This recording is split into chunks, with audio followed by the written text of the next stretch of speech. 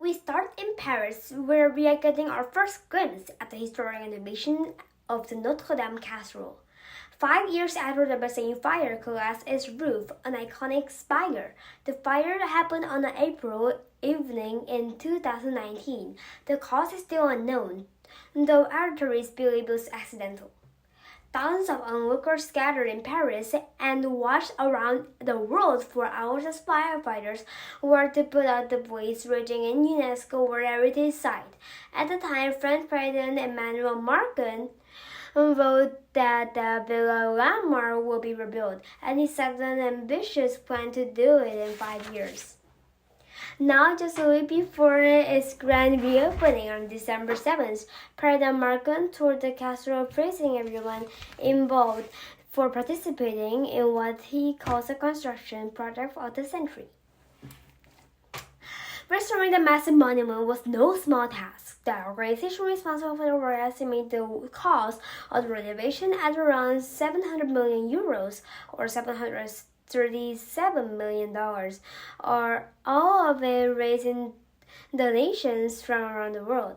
Before Macron's last site visit, few had seen the meticulous work of artisans, scaffolders, roofers, sculptors, painters, and master craftspeople who carefully brought the cathedral back to life. CNN's Sacha Vanderman gives us a look at the castle's early history, including the fire that reshaped its future. Notre Dame de Paris, meaning Our Lady of Paris, known simply as Notre Dame, is a medieval cathedral built in honor of the Virgin Mary. It stood for over 860 years through revolutions, the fall of empires, the world wars at the physical and spiritual heart of France's capital. When the fire tore through Notre Dame in 2019, French President Emmanuel Macron spoke for our nation. Notre Dame de Paris is our history, our literature, our imagination, the place where we have lived all our great moments.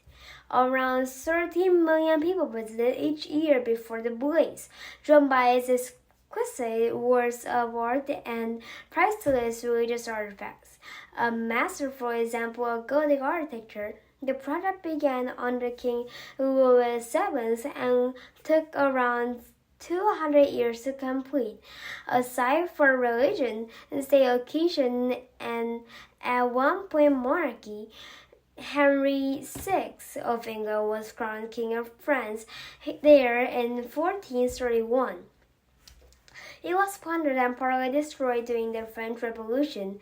Renamed briefly as the Temple of Reason, it even set the stage for the coronation of Napoleon as emperor in 1804, a scene recorded in one of the Louvre's most celebrated paintings.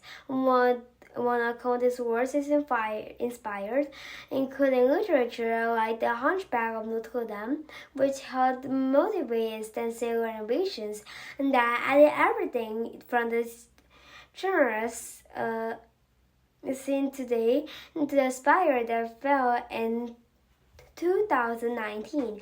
Luckily, many of Notre Dame's treasures survived this fire. Its bells were restored and recently rang again. A crown of thorns said to have been worn by Jesus was saved. Even the rooster, a French national symbol, was set atop the spire containing sacred relics, were rescued, although now a reimagined bird inspired by a phoenix rising from the ashes is fittingly in this place. 10-second trivia: unlike most fish, most eels are cathedromous, meaning they spend most of their lives in freshwater, with a return where to reproduce.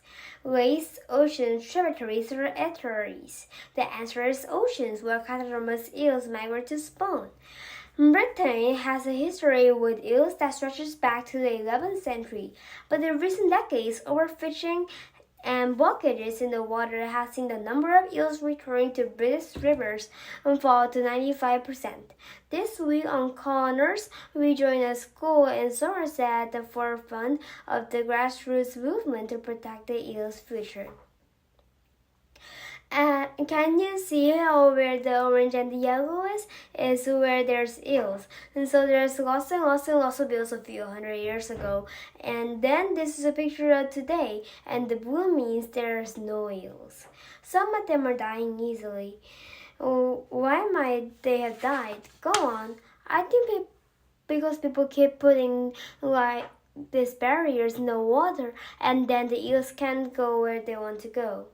In the story, Britain, William the Conqueror in 1086 started to collect taxes and eels. That's how significant it was. Everybody was eating it. It was so close to humankind, and really, we gradually lost that relationship where all the sort of engineering has strangled the life out of eel, not only in Britain, across the whole Europe and North Africa. And now it's critically endangered.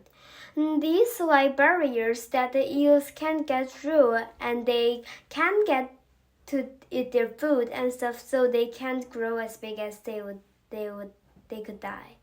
And there's not that many of them left, and they're close to being extinct. Where we live in Somerset, that used to basically be a bog, but humans had done something very clever, which is to help us to live on it by draining it. But if you're a tiny little baby eel, you need to swim past all of these barriers. Well, not lots of eels can't get over these barriers in the water, and so that's why we have got them in our classroom. We had 20 eels, and we've been feeding them to keep them healthy. At the start, they kept hiding in the filter machine and under the pots and in the pots, so we couldn't really see them. And over time, they started adapting to the tank, and we like to see them, and they like to see us too. Young people have a really beautiful aura, a natural wonder of the world. The children might never have encountered an eel before, unlike some other sort of more charismatic big species that you see a lot of. I think there's something really special about them having that actual personal intersection with the eels. It's all part of a bigger restocking project. You've been amazing eel parents, and I really appreciate you looking after them for a little while. They're going to go back to the river and set over one of the barriers so they can get to where they want to be. I'm going to be happy when they're gone because they're going to be out of this wild. The eels are a key component in that fresh water. Everything is eel. It's the basis of the food chain. You can see this one's heart beating. Hopefully, I'm inspiring some children to be conservationists in the future. Wouldn't that be amazing? They can then go on and spread the word, and we can really get a community movement going on. Well, it's time for these guys to go back into the river. I think if you want to engage a community, a really good place to start is with young people. We are already starting to turn the corner, and we're making a difference. So it is a story of hope. If enough of us want to make a difference, we can band together and make positive changes happen. Well, now I know more about European eels, I actually really want to help them. If I see other eels getting stuck behind barriers, I'll go help them.